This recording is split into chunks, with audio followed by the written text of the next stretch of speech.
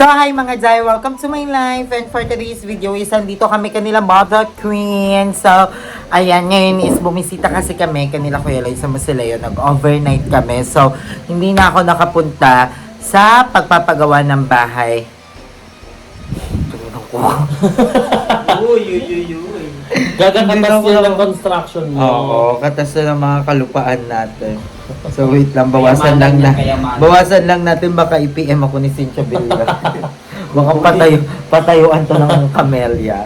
So ayun, nag-overnight kami kanila Kuya Lloyd and sobrang saya lang na nagsama-sama kami doon kasi nagbingo kami. Ako honestly ang tagal kong hindi nakabisita kay Kuya Lloyd. Ay, first time mo makasama kagabi na Nag-overnight. nag-BNT kasama mo. Na nag-overnight.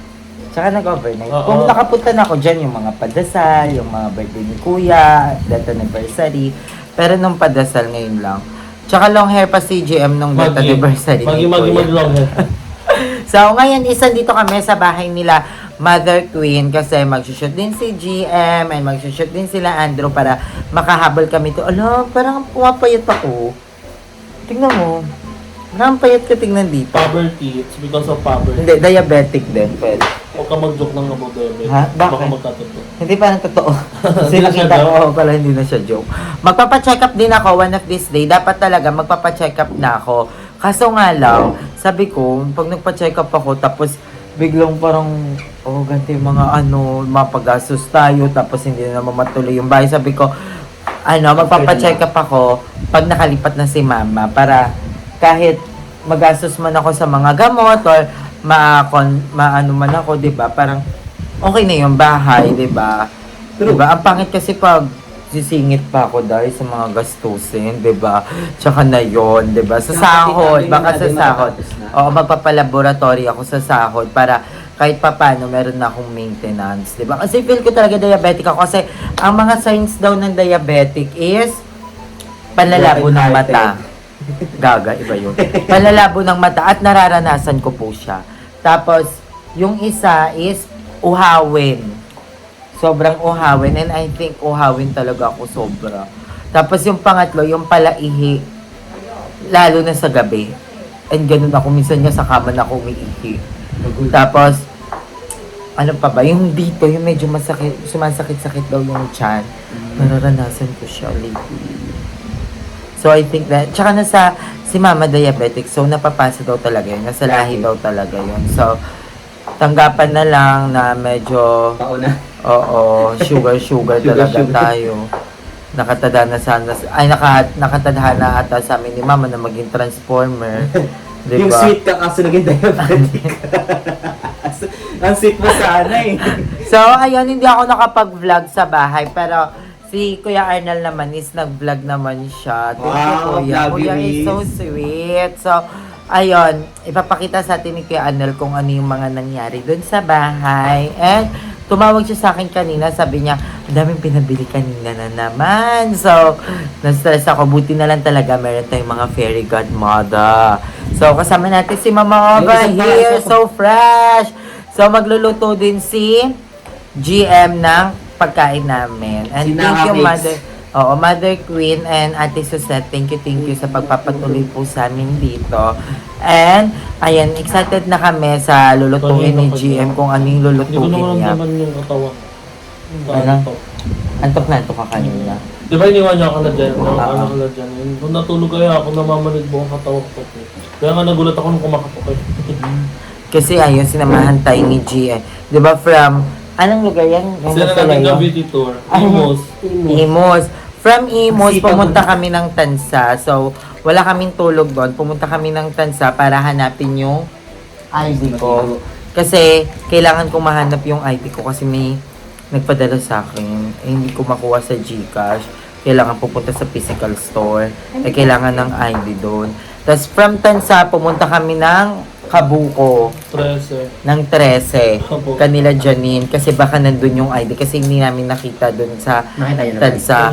Wala. Pero the good thing is nakuha ko tong ipet. Diba? So, kung nandun pala yung Ang ipet traffic ko. ko sa Tansat yung OA. Kapit na ganito talaga pag umaga. Pinutok na pa ako. Tapos, from 13, from Kabuko, inatid na namin si Limuel papunta sa kanila.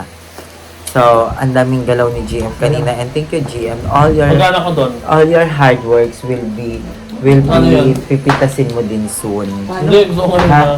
Ngayon na gusto ko. Wala pa, hindi pa lang kukuha. May full tank ka sa akin.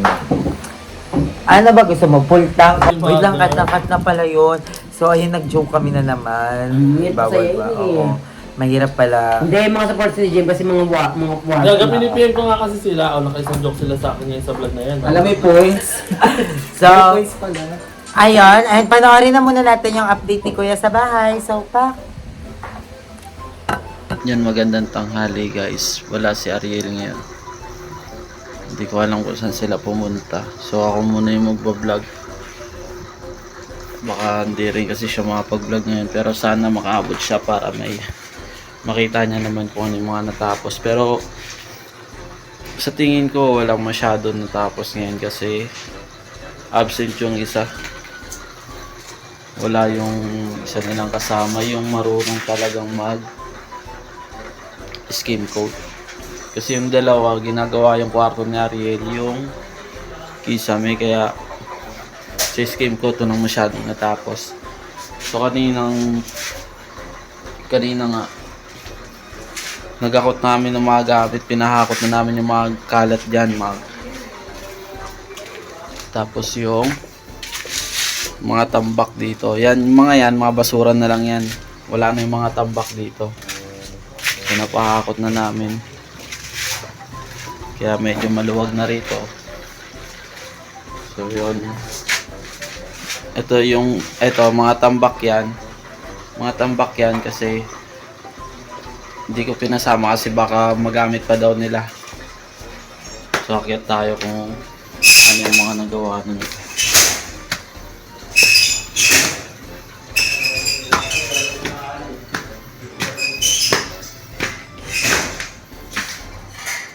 Wala ka rin.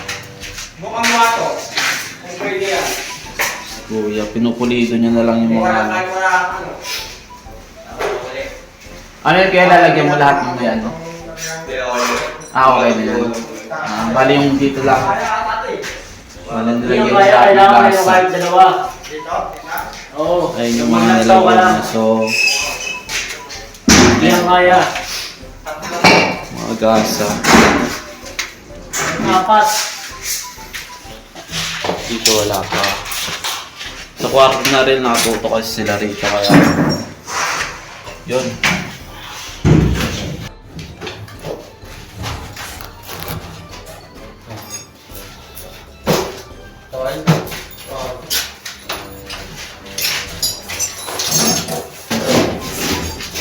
Ano, may pamakuha pa?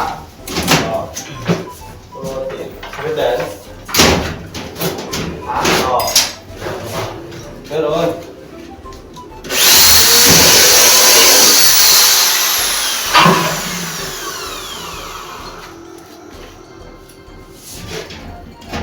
Kita lang muna.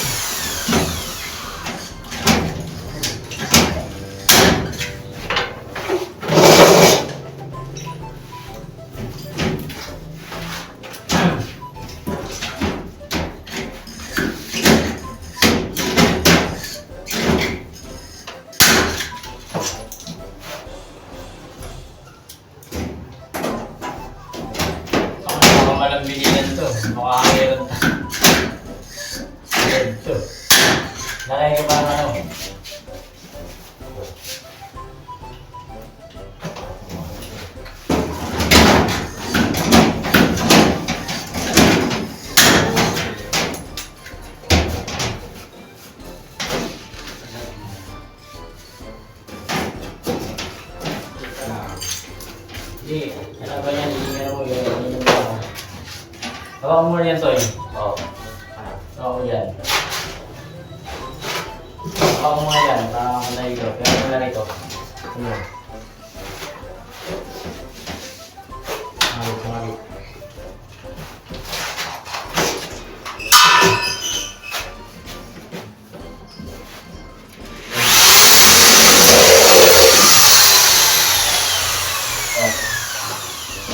Dali mo lang, dali. Dali lang ha. Huwag mo yan para maglaban.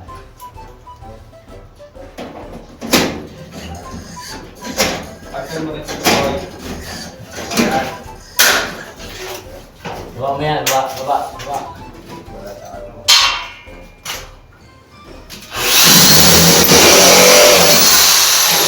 Dali mo yan.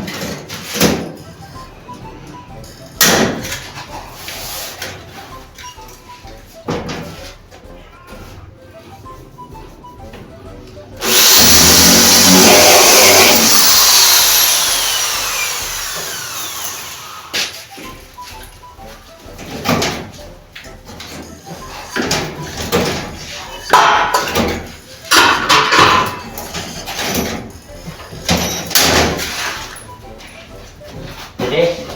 Oo.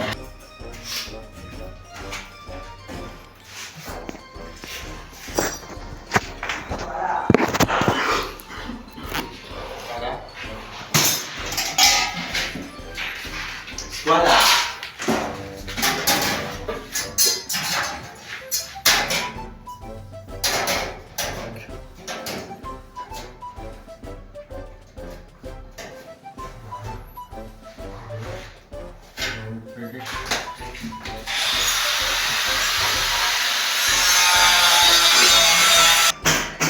Yun.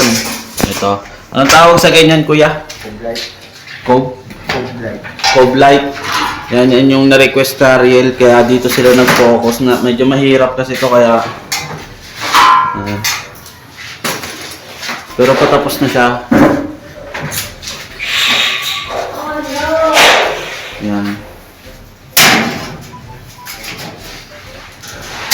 Yan yung mga nagawa nila. Tapos kahapon, hindi ata na-vlog ni Ariel to. Ay mag-ano ako ya? Sige. Ito. Vlog na yan. Na-vlog na ba yan ni Ariel? Yan. Nakita niya na yan. Yung... Yan. Nakita na pala ni Ariel yan. Bida-bida pala tayo. Yan lang. Galing mamaya, balikan natin sila kung anong mga natapos pa ulit. Hi mga day, ayan biglang voice over, 'di ba? So sa part na to, ayan hinahakot na nila yung mga panambak or yung mga ginibang mga bato. So ayan, pinahakot na natin. So nagbayad tayo ng 1,000 para sa maghahakot kasi nakaka-stress talaga pag ang daming mga kalat at saka pag masikip tignan. So pinahakot ko na para sa request din ng mga Zay natin dahil nababasa ko sa mga comment na hindi daw siya maganda talaga tignan. May nag-comment pa nga na parang tambakan lang daw yung bahay natin. So pinahakot ko na rin para medyo maganda na rin talaga tignan kasi sobrang kalat at sobrang sikip, 'di ba? And para may patambakan na din tayo ng mga bagong mga materyales natin kasi o-order na naman tayo ng bagong semento, bagong hollow blocks, bagong mga buhangin. Kaya para medyo lumuwag-luwag yung bahay. Naloka ako dun sa Gino G din na nag-comment na yung bahay ko daw parang bahay ng kalapate. So, hindi naman ako masyadong na-offend kasi pag nakikita ko naman, nagagandahan naman ako because hard work ko yon, 'di ba? Pinaghirapan ko yon. So, hindi ko kino-consider yung comment niya. Pero, makala to, parang tambakan, oo. Pero, bahay ng kalapate parang hindi naman, 'di ba mga Pero ayan, naghahakot na sila and thank you so much kay Kuya Arnel kasi hindi pumasok yung isang trabador natin, so siya na rin yung nag-ano para hindi na rin siya mabash, 'di ba? Sabi ko, i-video mo na naghahakot ka para di ka mabash. So, ayan, mamaya-maya matatapos na rin yan. Ano yung pinagsasabi ko? Pero, ayan, nahahakotin na nila yan. And I'm so happy dahil medyo maluwag-luwag na yung bahay. By the way, andito ako ngayon sa bahay nila Mother Queen. Nagvo-voice over dahil, ayan, bumisita kami kay Kuya Lloyd sa kanya Moseleo. Kasi, syempre, matagal-tagal na rin nung hindi ako nakabisita. Gawa ng sobrang busy ako. Pero yung mga ibang bayot, nakakabisita sila. Like si Andrew, ayan, sila Joven. Pero, ayan, nakakabisita din naman ako pero madalang. Ngayon nakabisita ako and I'm so happy and parang ang gaan-gaan talaga kanila Kuya. Parang ang saya-saya lang. Ang saya-saya pag tumambay doon. Pag doon kami nag-sleepover. Nag-sleepover kami doon mga Jai and sobrang saya. Ang saya kasi naging productive kami. Parang alam mo yun, parang inaano kami ni Kuya Lloyd na mag-work and yon. Hanggang dito na lang yung voiceover natin. Mapapachika tayo ng sobrang haba. So, ayun na mga day, binoiceover ko na para hindi kayo masyadong maboring dun sa sa paghahakot. Pero walang kwenta naman yung voiceover natin.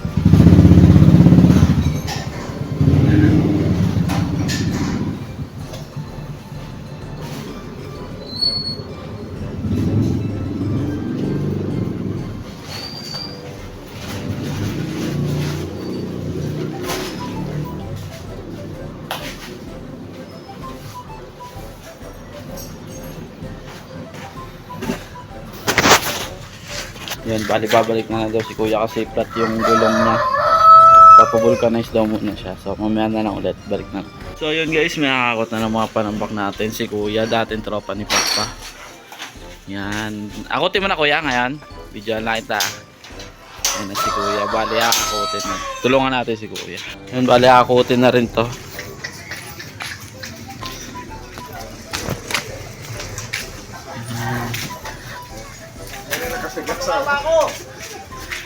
Nakakot na.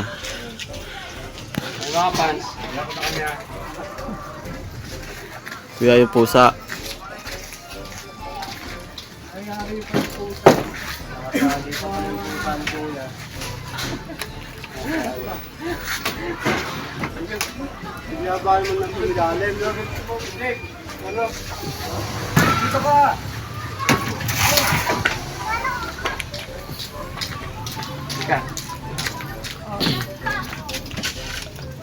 Ayun pa Kuya, yun sa ilalim.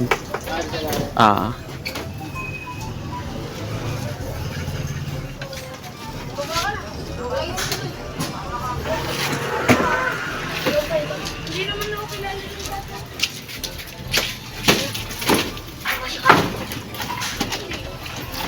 Kasya ka.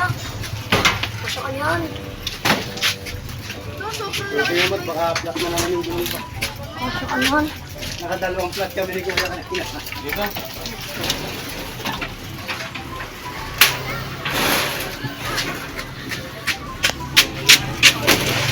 So, ayan mga day, hindi ba ko yung angle para hindi halata sa intro tsaka sa outro. So, Thank you so much mga day sa panonood. So, ayun na yung update natin sa bahay. Ang ganda. May ganyan na kami sa kwarto. Yung parang lagay ng Pobe Light. Okay. Ang ganda. I love it. Pang mayaman. Wala mo talaga nakakabayad ng kuryente monthly.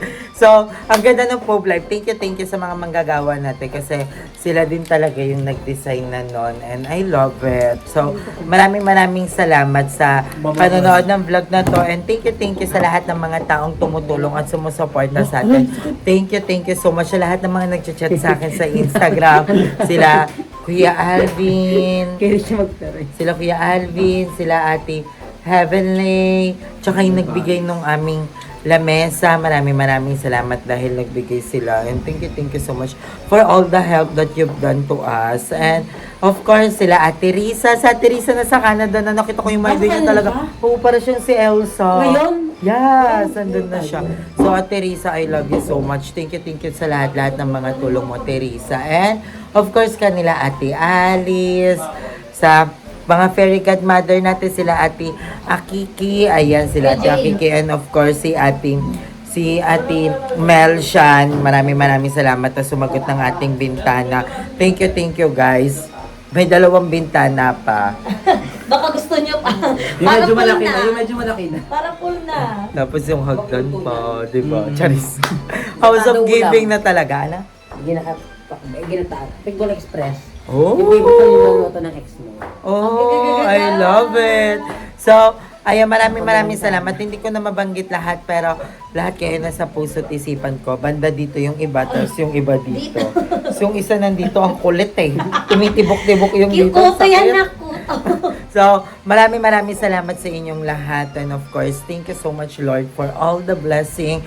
And of course, kay Kuya Lloyd kanina, sobrang saya namin. And kay Papa, I love you so much. And sa buong family ko, kanila mama na todo yung support talaga sa akin. And of course, kay Kuya Arnel, na pag wala talaga ako, siya talaga yung nagva-vlog. Thank you so much.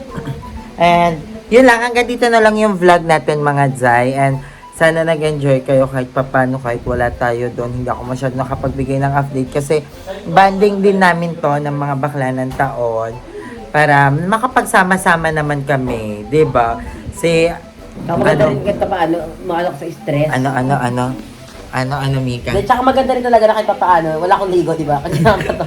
Dahil kahit paano, maganda rin yung lumalayo ka sa inire-refresh mo rin yung utak mo. Tama. Diba? Kasi nakasigil ang lumayo so maganda talaga lumayo ka muna, balik ka na lang ulit kapag ka na, okay ka na, di ba? Saka dapat maganda din yung surroundings mo para once na na-stress ka, katulad yan, may malalapitan ka mga friend, may mabubungusan ka ng sama ng loob, tapos ng mga problem mo. At least, nare-release mo kung ano yung nararamdaman mo. Kasi sobrang stress talaga magpagawa ng bahay. Kala mo nagpagawa na ng bahay. Ang ginawa Ngayon, mo, gumawa kasi si Bebang ng bahay, nag-construct yan sa kaingin bahay before. bata ginawa mo. Ayan, sige.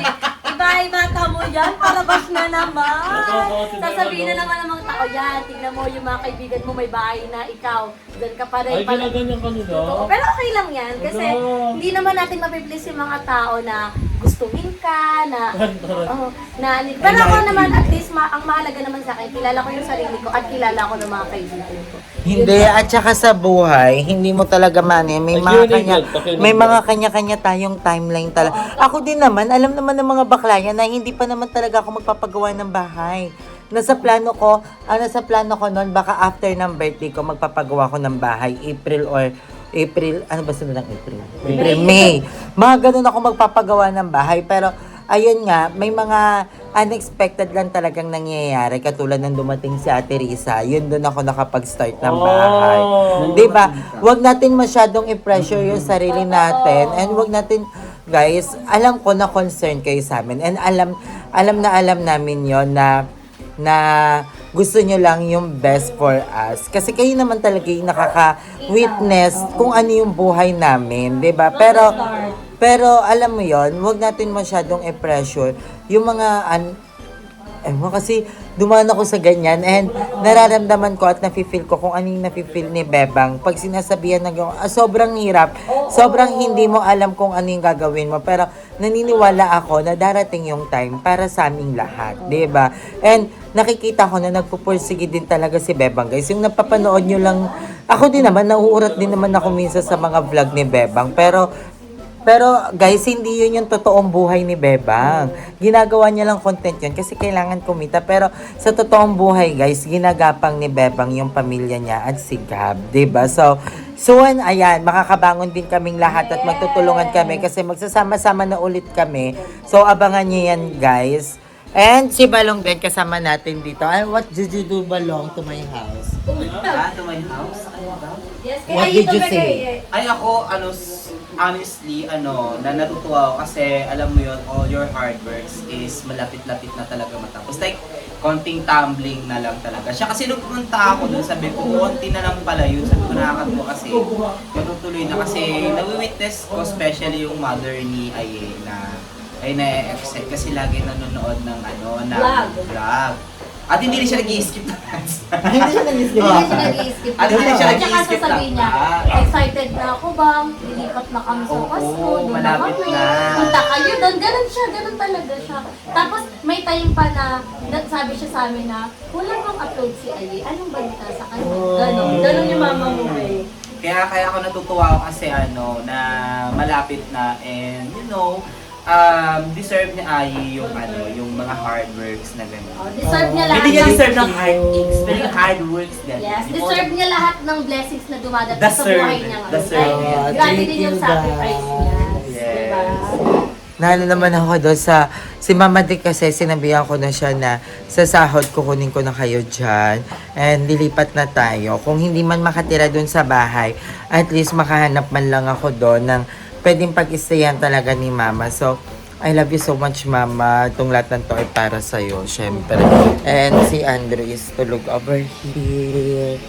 Ayan siya. Sobrang pagoda din yung bakla na yan. So, hanggang dito na lang yung vlog natin mga Zay. I love you all so much. Again, thank you sa pananood.